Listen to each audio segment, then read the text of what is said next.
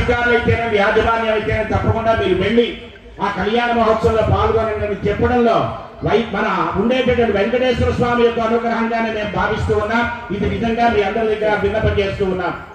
దానికి కారణం ఏమిటి అంటే ఎలాగైనా శ్రేష్ఠస్వామి మీరు రావాలి. క్యాసెట్లు పెడుతున్నారు. క్యాసెట్లు కాదు, మన విశాఖపట్నంలో చైతన్య బ్రదర్స్ అనేటటువంటి వారి సమక్షంలో అన్నమయ్య రాసినటువంటి కీర్తనలు త్యాగప్రభ రాసే చెవులు ఒక్కసారి గోవింద నామ స్మరణంతో మారుమోగుతుంటే ఒక గంట 2 గంటల కళ్యాణ మహోత్సవం తిరుమలలో ఉండేటటువంటి అనుభవం ఏదో వెట్టికి వెళ్ళామండి అక్కడ ఏదో అన్నట్లుగా కాకుండా కళ్యాణ మహోత్సవం కూడా అదే కళ్యాణం గురించి పదే పదే మనం చెప్పుకోవడం